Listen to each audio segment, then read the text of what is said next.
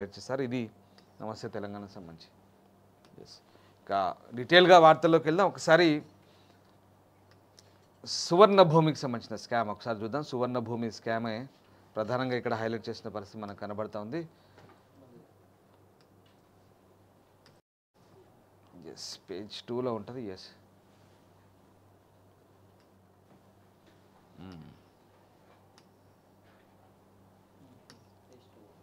Right. నిండా ముంచిన సువర్ణ భూమి ఇక్కడ ఉన్న చూడండి. 200 కోట్ల స్కామ్ ఇది.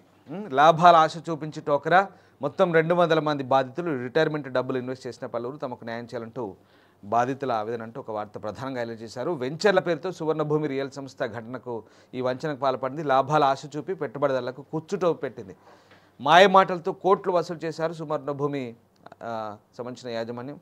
కొందరికి టోకరా వేసింది. స్థిరాస్తి వ్యాపారంలో పెట్టుబడి పెడితే మంచి లాభాలు వస్తాయని నమ్మించిన సువర్ణభూమి ఇన్ఫ్రా డెవలపర్ సంస్థ భారీ ఎత్తున ప్రచారం చేసి ఘరానా మోసానికి పాల్పడింది. సినీ నటులతో ఆకర్షణీయమైన ప్రకటన చేయించి భారీ స్థాయిలో వసూలు చేసిన సదరు సంస్థ. ఎస్ ఇక్కడే ఇదే ప్రధానంగా మనం ఇక్కడ చూడాల్సిన అంశం. సువర్ణభూమి సంస్థ ఎక్కడ ఈ రియల్ ఎస్టేట్ సంబంధించిన యాడ్స్ ఒక్కోసారి ఇరిటేషన్ వస్తుంది. సినిమా మన టీవీ పెట్టినప్పుడు వాస్తవంగా ఇప్పుడు ఎవరు బాధ్యులు? ఈ సంస్థ బోర్డు తిప్పేసింది. 100 కోట్లు వసూలు చేసి రూపాయి పోగు చేసి కష్టపడి అక్కడ ఇన్వెస్ట్ చేస్తే ఇప్పుడు ఆ సంస్థ బోర్డు తిప్పేసింది. సువర్ణ భూమి కోసం యాడ్ చేసిన సినిమా స్టార్స్ తిరిగిస్తారా అంటే ఇవ్వరు. మనం కేవలం అట్రాక్ట్ అవడమే, అంటే బాధ్యతాయుతంగా మెలగాల్సిన అంటే వాళ్ళకు కూడా తెలియదు పాపం. అగ్రిమెంట్ చేసుకునేటప్పుడు యాడ్స్ చేయమని చెప్తారు, కానీ ఇక్కడ వీళ్ళు బోర్డు తిప్పేసినప్పుడు సో అక్కడ వాళ్ళ క్రెడిబిలిటీ కూడా దెబ్బతిన్నది పూర్తిగా కంప్లీట్గా. అది చేసిన యాడ్ చేసిన సినిమా వల్ల కూడా పరిస్థితి అంతే. సో సినిమా స్టార్లను చూసి కొంతమంది నిజంగా సినిమా స్టార్లు చెప్తే ఫ్లాట్లు కొంటారా అంటే సరే, అది ఎంతవరకు వాళ్ళ విచక్షణకు వదిలేస్తే ఇక్కడ ఇలాంటి మోసాలు జరిగినప్పుడు సో మరి వాళ్ళు ఎలాంటి సమాధానం చెప్తారనేది మాత్రం వాళ్ళ వైపు నుంచి ఏముండదు. ఎందుకంటే డబ్బులు తీసుకోవడం కేవలం ప్రచారం చేయడం మట్టుకు మాత్రమే వాళ్ళకి తెలుసు. ఎవరు వచ్చినా సరే మీకు ₹1 కోటి ఇస్తాం, మాకు ఒక యాడ్ చేసి పెట్టండి అంటే చేసి పెడతారు, అంతే తప్పించి. సో అదొక అంశం. దాన్ని పక్కన పెడితే ఇప్పుడు సువర్ణ భూమి చేసిన అరాచకాలు చూడండి.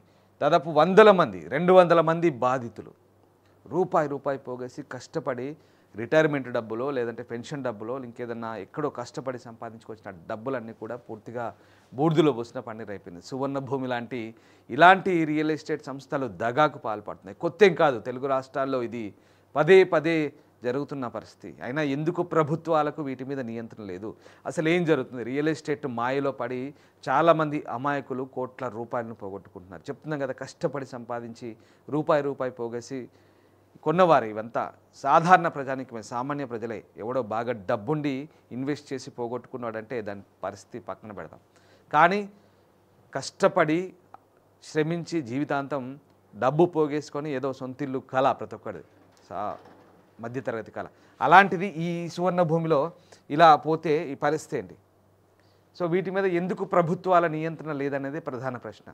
ఇలాంటి రియల్ ఎస్టేట్ సంస్థలను అసలు ఏ రకంగా వెంచర్లు చేసి ప్రజలను ఇలా సినిమా తారలతో ఆకట్టుకుంటుంటే అసలు ఏం జరుగుతుంది అనేది ప్రధాన ప్రశ్న. ఇక్కడ ఇంతమంది బాధితులు ఏముండదు, ఇంకేదో ఇవాళ ఒకరోజు రేపో పేపర్లలో వార్త వస్తుంది, లేదంటే టీవీలో ఎవరో జర్నలిస్టులు పోయి మైక్ పెడితే 2 రోజులు వినిపిస్తుంది అంతే. అంత మించి తర్వాత జరిగేది ఏంటి అనేది అందరికీ తెలిసిందే.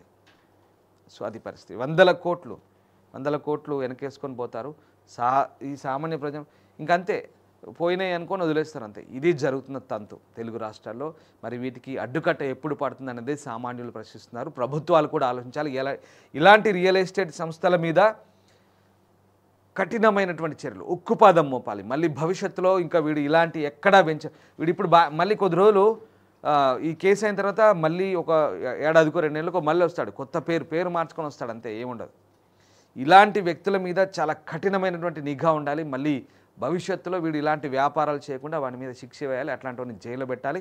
ఆ సొమ్మంతా రికవర్ చేసి ఈ బాధితులకు అప్పచెప్పాలి. చూడండి ఎంత బాధగా అనిపిస్తుందో వీళ్ళని చూస్తుంటే. ఈ రియల్ ఎస్టేటు మాయలో పడి చూడండి, రిటైర్మెంట్ డబ్బులు పాపం అసలు చెల్లని చెక్కులు ఇచ్చారంట. ఎంత దారుణం అన్నమాట. ఎండి శ్రీధర్ డైరెక్టర్, సువర్ణభూమి ఎండి శ్రీధర్ డైరెక్టరు, వీళ్ళ మీద బాధితులు సిసిఎస్లో ఫిర్యాదు చేశారు. ఏం చేస్తారు చెప్తున్నా కదా, రూపాయి కూడా పెట్టి ఇప్పుడు వీళ్ళ పరిస్థితి ఏంటి? లబో దిబోమని మొత్తుకుంటారు 4 రోజులు. అయ్యో ఇంకంతే, మన ఇండియన్ మెంటాలిటీ అంటాం కదా, ఇంకంతే, నమ్ముతాం, మోసపోతాం. ఇది జరిగేది తంతు ఇది. సరే కొద్ది రోజులు అంటే నేను అందరినీ అన్నట్టు Indian mentality in the sense కొంతమంది పాపం అమాయక ప్రజలు నమ్మడం అనేది మనకొక అలవాటు. నమ్మి మోసపోవడం అనేది ఇగో ఇలాంటి బాధితుల విషయంలో మనం ఆ పదాన్ని కొంత అన్వయించుకోవాల్సిన అవసరం ఉంది. సో ఈ రకంగా పోతాయి డబ్బులు పోతాయి, 4 రోజులు ఆగి పోయినాయి, ఇంకేం చేస్తాం, పోతే పోయినాయి అనుకుంటాం. ఇంతే, ఇదే మనకు అడ్జస్ట్మెంట్ మెంటాలిటీ. పోతే పోయినది, ఉండే పోతే పోయినాయి, ఏం చేస్తాం మరి, మన అదృష్టం బాగలేదు ఇంతే అనుకుంటాం. పక్కన చెప్పుకుంటే మా అదృష్టం బాగలేదు పోయి అక్కడ మొన్న పెట్టినా కొన్నా పోయినాయి, ఏం చేస్తాం, ఇట్లా చెప్పుకుంటారు. ఇంతే, ఇంతకు మించి ఏ ఉండదు ఇక్కడ. ఇలాంటి వల్ల ఇంకా భాగవతాలు వీళ్ళు కంటిన్యూగా నడుస్తూనే ఉంటాయి, ఈ రియల్ ఎస్టేట్ మాయలు భాగవతాలు. ఇది కాకపోతే ఇంకో పేరు మార్చుకొని మళ్ళీ ఇంకో ఏడాదికో 6 నెలలకో మళ్ళీ వస్తాడు వాడు జనాలకి, మళ్ళీ ఒక 100 కోట్లకు టోకర్. ఇది జరుగుతూనే ఉంటే దయచేసి ప్రభుత్వాలు వీటి మీద నియంత్రణ ఉండాలి, నిఘా పెట్టాల్సిన అవసరం ఉంది. రైట్, ఇది సువర్ణభూమి సంబంధించి. ఇక ప్రభుత్వ పాఠశాలలో ఫుడ్ పాయిజన్ ఇది నిన్న జరిగింది నారాయణపేట జిల్లాలో. సో దీనికి సంబంధించిన వార్త కూడా ప్రధానంగా హైలైట్ చేశారు, మనం చూద్దాం అది